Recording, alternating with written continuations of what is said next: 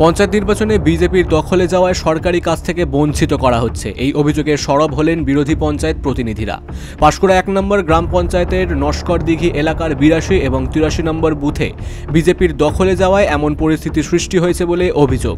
যদিও এই পঞ্চায়েত সমিতির প্রধান ও গ্রাম পঞ্চায়েত প্রধান উভয়ই তৃণমূলের।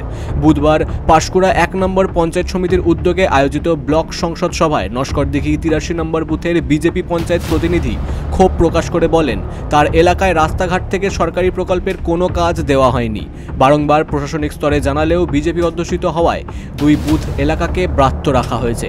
82 নম্বর বুথের পঞ্চায়েতেও একই অভিযোগ তুলেছেন। এমনকি 82 নম্বর বুথের তৃণমূলের এক নেতা পাড়ায় সমাধান প্রকল্পের টাকা ব্যক্তিগত কাজে লাগিয়েছেন বলেও অভিযোগ। আমার কোনো রাস্তাঘাট এলাকা কোনো একটা ডেভেলপমেন্ট হচ্ছে না। আমরা পেশেন্ট তুলতে পারছি না, বাচ্চারা স্কুল যেতে পারছে না, কত রাস্তাটাই হয়নি। বিডিও পঞ্চায়েত সমিতি সকলকে জানিয়েও কিছু হচ্ছে না। ওই জন্য এখানে ভিডিওতেও বললাম, উনি বললেন দেখবেন, দেখা যাক কতটা কি সুরাহ করতে পারে। আর আমরা বিজেপি বলেই কারণত আমাদের কাজটা কোনোটাই হচ্ছে না। আমরা গ্রাম নস্করদিঘি 82, 83 দুটাই বুথ বিজেপি, সেই জন্য কোনো কাজ হচ্ছে না। যদিও তৃণমূলের পক্ষ থেকে সকল অভিযোগ ভিত্তিহীন বলে দাবি করা হয়েছে। কেন আমাদের পাড়া আমাদের সমাধান, আমাদের মাননীয় মুখ্যমন্ত্রী ওই রকম আমাদের বেছে বেছে তো কোনো কাজ দেয় না।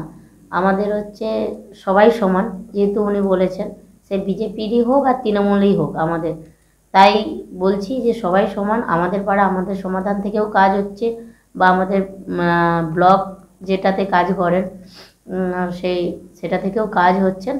ওনার হয়তো কোনো কারণে মিসিং হচ্ছে, ওনাকে বললাম, আপনারাও জানেন যে ওনাকে বললাম যে উনি একটু দেখলেই, পাড়াভিত্তিক দেখলেই বা বুথ অনুযায়ী দেখলেই উনি বুঝতে পারবেন যে কাজ হয়েছে। এই ঘটনাকে ঘিরে রাজনৈতিক চাপানোতর শুরু হয়েছে। সংসদ সভায় উপস্থিত বিডিও বিষয়টি খতিয়ে দেখার আশ্বাস দিয়েছেন। পূর্ব মেদিনীপুর থেকে প্রসূন ব্যানার্জির রিপোর্ট, বিগ নিউজ বাংলা।